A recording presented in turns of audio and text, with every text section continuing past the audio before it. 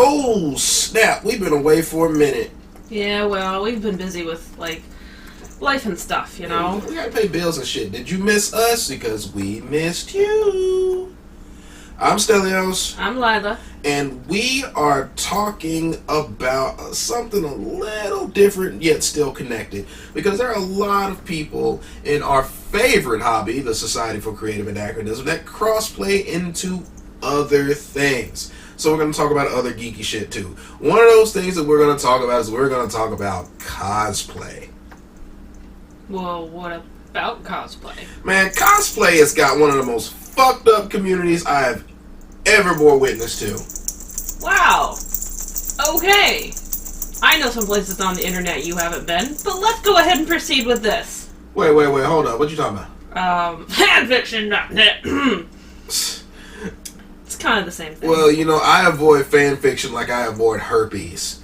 Anyway, yeah, cosplay is a great hobby in itself, but from what I have seen, the drama in cosplay is breathtaking. Oh, okay, real quick, for those listeners who are uninformed, cosplay is short for costumed play, and involves creating costumes, I know a lot of y'all like costuming, that are basically you're dressing up as a character or other type of it's character acting. It's you're dressing up as a character from some fictional thing that you enjoy. It's a bunch of nerds and weeaboos dressing up like superheroes, ninjas, samurais, comic book characters, and a whole bunch of anime. Yeah. Pretty much you're dressing up as an established character. Fucking dorks. I'm guilty too. Yeah, you are. But that's what cosplay is. It's people dressing up as established characters, and there's different conventions and get-togethers that are themed different. There is a lot of work that goes into building these costumes, and there are some absolutely fantastic cosplay artists out there. Oh, yeah. Yeah, just absolute respect for the craft itself. But I'm under the understanding that the petty drama and infighting in the community is kind of ridiculously juvenile. Oh, God, it's juvenile. But, you know, petty high school style drama aside, we're going to talk about some actual genuine issues in the cosplay community. Some that affect me personally, and some that would affect Lilah personally if she participated in it. Do you participate in cosplay at all? I have not been to a cosplay convention. I've not been to a convention where there was cosplay, nor have I dressed up. I'm not against the idea. I'm just kind of a hermit who lives under a rock and avoids social contact, so you're gonna have to pry me a little bit to get me out of the house. But I would probably enjoy it once I was out there. How the fuck do you put up with me? How do you put up with me? I'm like extrovertus prime. Yeah. But I'm fun. You are fun.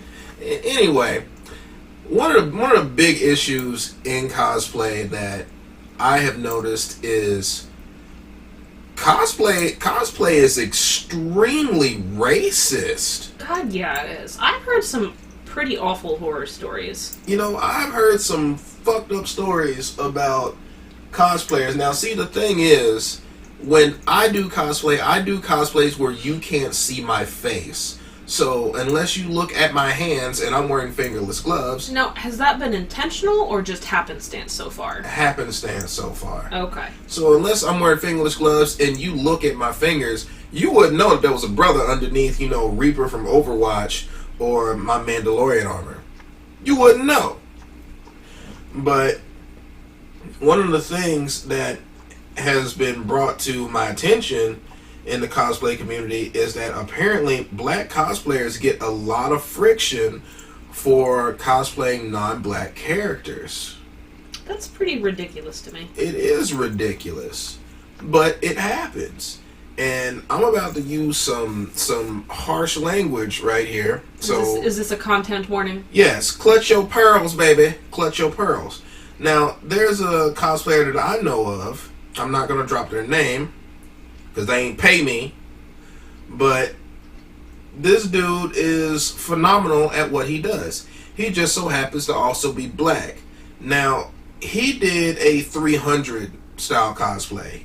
The Spartans from the movie the 300. Yeah, with the leather booty shorts and the abs and all that stuff. And he even got himself some abs. So good for him. That's dedication to the craft. He did King Leonidas, and somebody had the audacity to say, "Ha, nigginitis." What? Yeah. What the? And there's been other instances of that. Like the girl who had a Sailor Scout uniform on, and people, apparently, according to her, people were very, very nice up front to her, but as soon as she turned her back, they were making jokes and calling her things like Nigga Moon.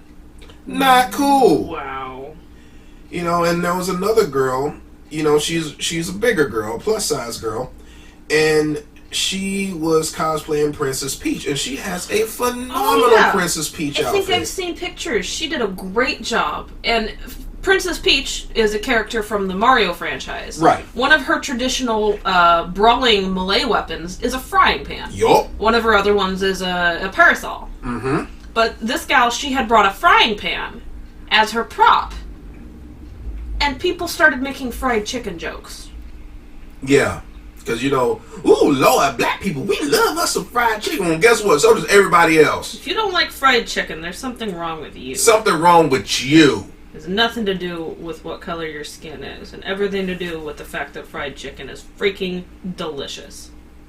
Yeah. Point being, that is completely inappropriate shit to say to that girl. Exactly. And it undermines how hard she worked on that costume. Because the dress was beautiful. It was. I'm pretty sure I know which one you're talking about, the cosplayer gal. I've seen other pictures of her cosplays, and she does great work. Yeah.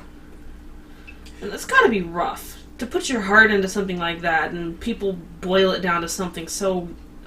it's just... And it is messed up because, this is the group that touts itself on saying, oh, well, cosplay is for everyone.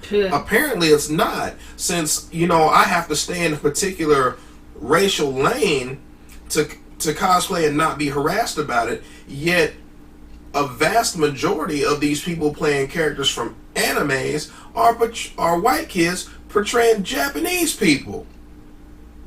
Well, anime characters don't really look Japanese a lot of the time. They're obviously cartoon characters. You know what I mean? With giant googly eyes and neon-colored hair and magic swords popping out of their cleavage.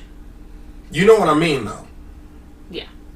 Yeah. There's plenty of anime characters that are obviously Japanese. Yeah, so, there's just a bunch of...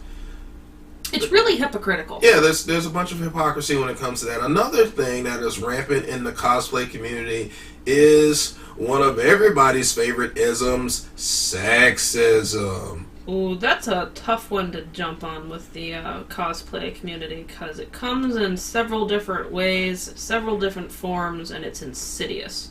Now, the thing is, cosplay has basically had to come out with a whole campaign dedicated to cosplay not being consent, which means, yeah, Power Girl might have her boobies out, but that don't mean you get to say nasty stuff to Power Girl, and it damn sure don't mean you get to touch her. I have heard and read stories from girls who were harassed, harangued, verbally assaulted, physically assaulted, sexually assaulted. Mm-hmm.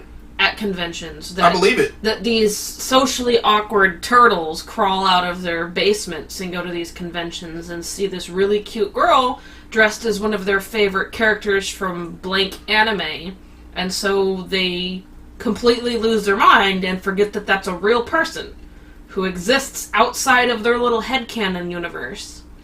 And they behave completely inappropriately. Yep. They completely they dehumanize that person, and that's really, really messed up. It is. And the thing that I've noticed with cosplay is the girls with the big boobies get all the attention, regardless if their costumes are good, regardless if they made their own costumes. So if you're not willing to walk around in, you know, the Yoko bikini top and booty shorts, you're not going to get bookings. You're not going to get contest wins. You're not going to get, you know, acknowledgement for the hard work you put in to whatever costuming you are doing if the girl next to you is flashing her tits.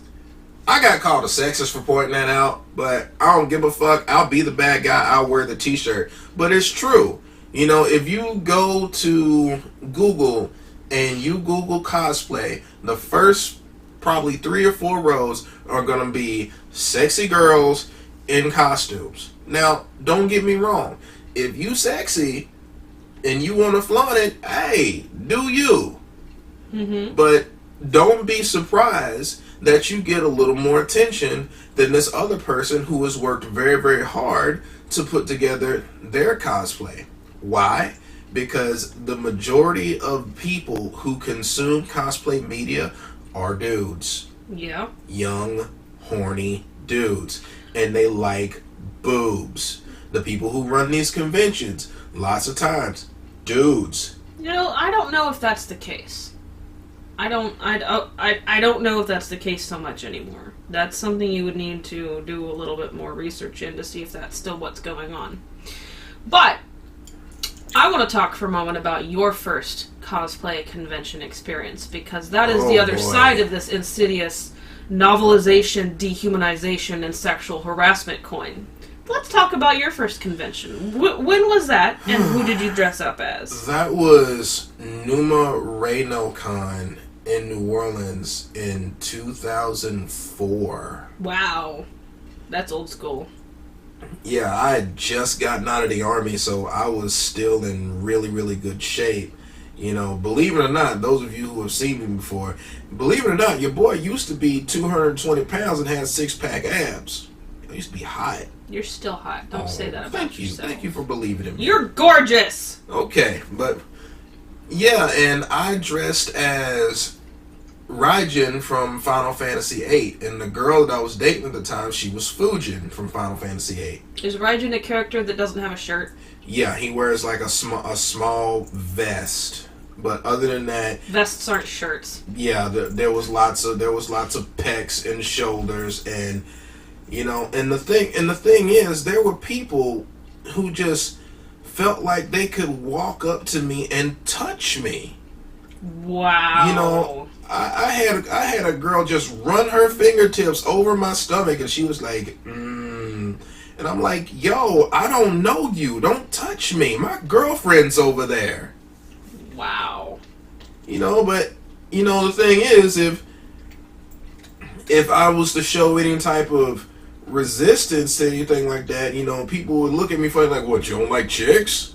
Like, yeah, I like chicks. I just don't know you.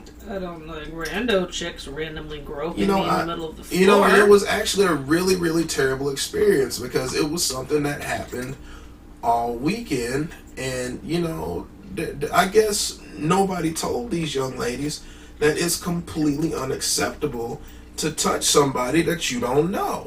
You know, on kind of a side note here, I have heard that women in general have pretty shitty behavior when it comes to those kinds of situations. Like, I've been told that if you are a guy and you want to make money stripping, you need to go strip in a gay club. That's true. Because gay men will pay you better, and they won't just, like, grab you and do things to you that you're not supposed to do. Like in a traditional strip club with female performers, guys know the behavior that they're supposed to do, which is not touching, being respectful, not grabbing the dancer, not licking the dancer. But you go to a strip club that is male dancers and female patrons, apparently they are all up in your business. So why are you telling me something I already know?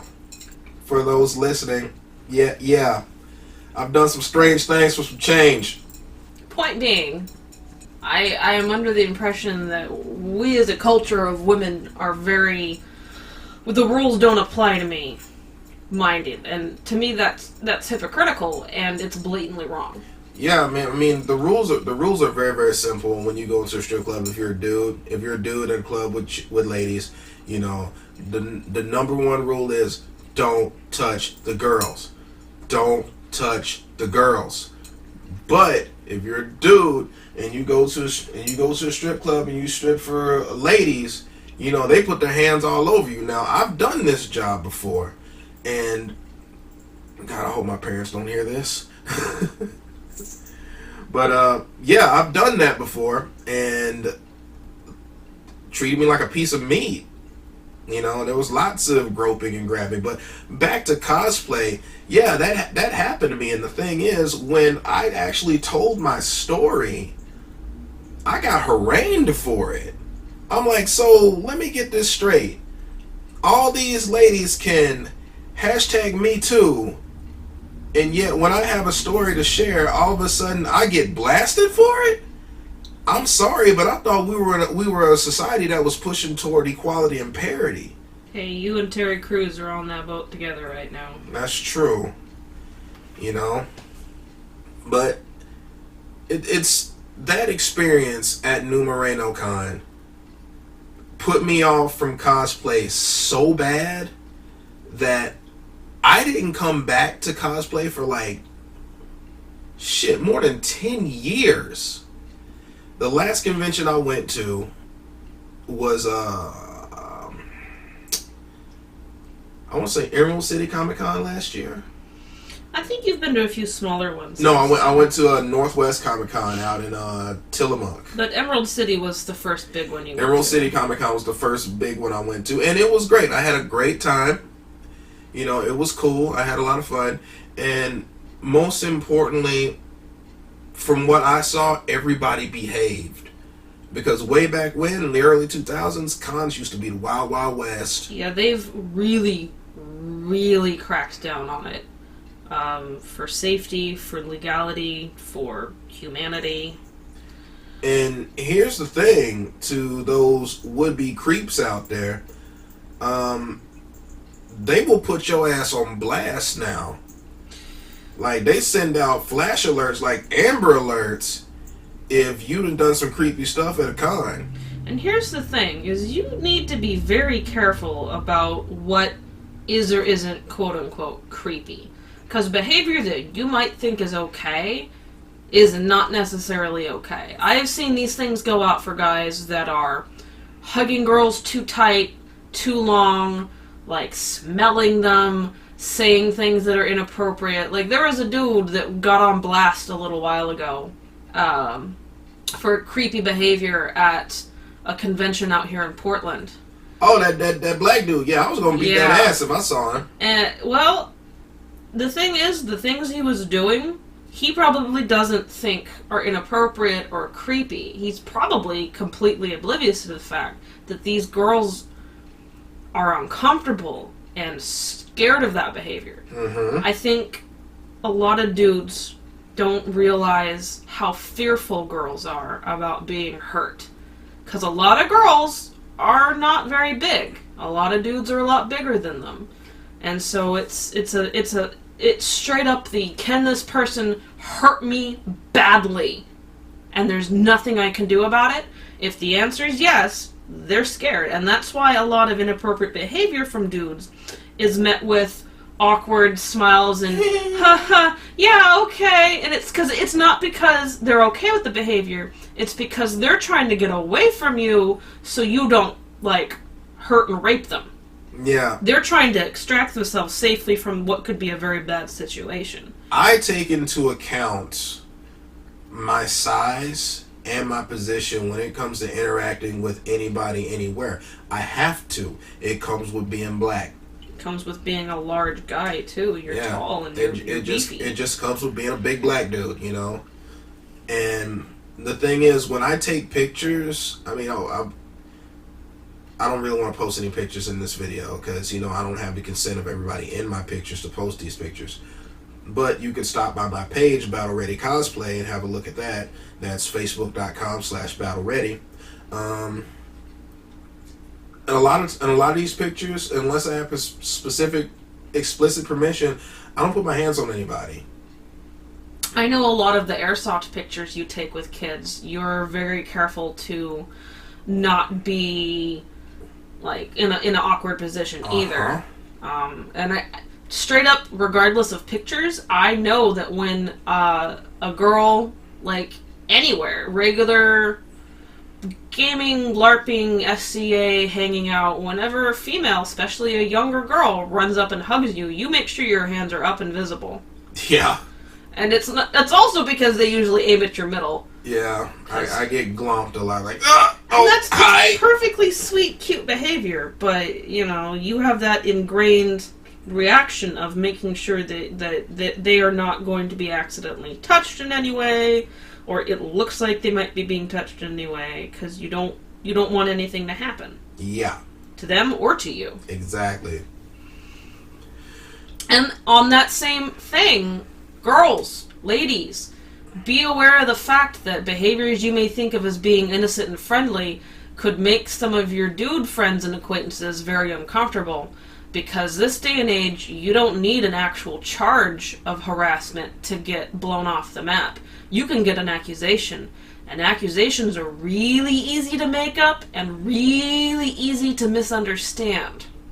And really, really hard to wipe away. So don't be offended if guys don't want to hug or touch you. They're trying to be respectful while protecting themselves at the same time. They're protecting you, and they're protecting them. So, you know, have a little empathy about that situation with guys. Well, we covered the racism. We covered the sexism. We covered the fact that Stelios used to be a stripper.